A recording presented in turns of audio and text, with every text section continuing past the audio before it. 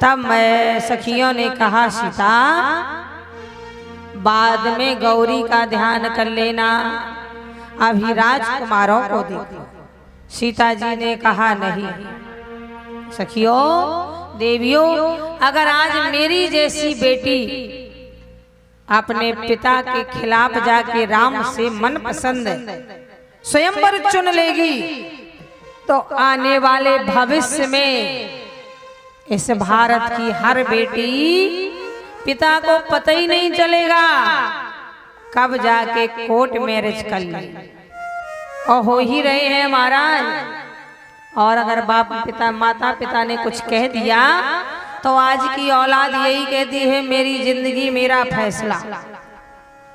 बोलो तो क्या पिता के घर को धर्मशाला बना रखा है या पिता ने खैरात खोल रखी है कि 2.5 किलो के मांस को पाल के बड़ा किया, कितनी उम्मीदें, और वही बेटी जब पिता का नाम से समाज में नीचा कर देती है तो उससे अच्छा तो पिता यही सोचता है कि मैं निपुत्री ही बना रहा।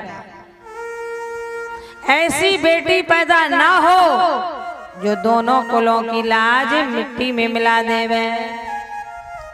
सीता जैसी महाराज बिटिया आज हमारी माता जानकी मैया गई भवानी भवन बहोरी, बंद चरण बोली कर जोरी।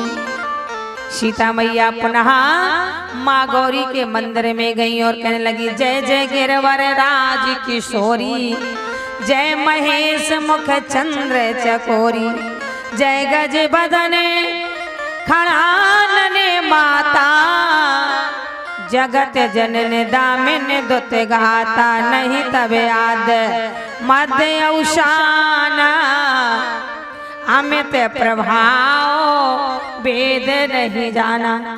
नवरात्रि का समय चल रहा है ना, जो लोग दुर्गा सप्तशती ना कर पावे क्योंकि 13 अध्याय में है, तो जो लोग दुर्गा सप्तशती का पाठ ना कर पावे, टाइम में ना हो, तो हमारे गुरुदेव भगवान कहा करते हैं कि गोस्वामी तुलसीदास जी महाराज ने श्री रामचरितमानस में ये 13 चौपाई लिखी हैं।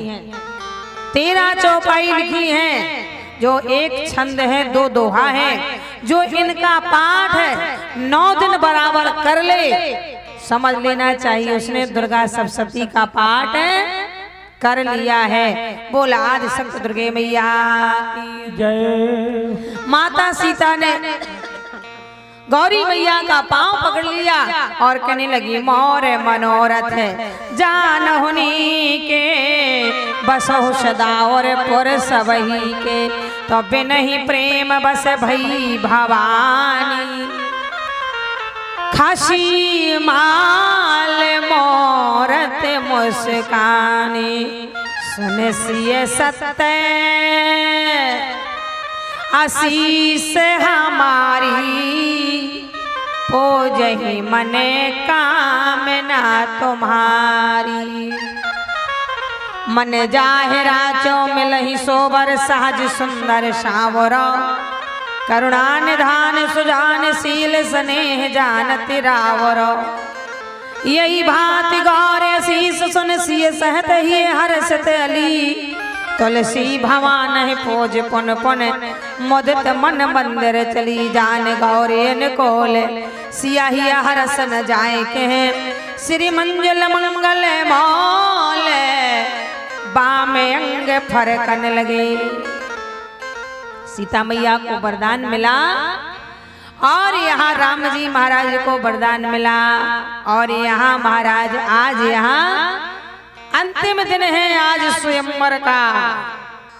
जनक जी महाराज ने अपने मंत्रियों को बुलाया, जाओ हमारी घोषणा पुनः कह दो, जिसने आज शाम तक धनुष तोड़ लिया, उठा लिया, प्रतंजा चढ़ा लिया, तो सीता जी का विवाह होगा, वरना जो 1 साल से पड़े हलवा पूरी खा रहे हैं उनसे कह देना कि अब अपना अपना बोरिया बिस्तर बांध के अपने अपने धाम चले जाए। जनक जी महाराज ने सारे राजाओं को मंचशाला में बिठाया बाबा विश्वामित्र भी भैया राम जी के साथ लक्ष्मण जी के साथ पधारे। सीता मैया भी रंग भौम जब सिय पगोधारी, देख रूप मोहे नरुनारी। सारे राजा बैठे हुए, जनक जी महाराज ने सारा किया, मंत्रीगण खड़े हो गए, बीचों बीच धनुष रखा है। बोले बंदी बचन बर सुनहु सकल महिपाल, पन विदेह कर कहाई हमें भजा भुजा उठाए विशाल। ए अनेक देश से पधारे हुए राजाओं,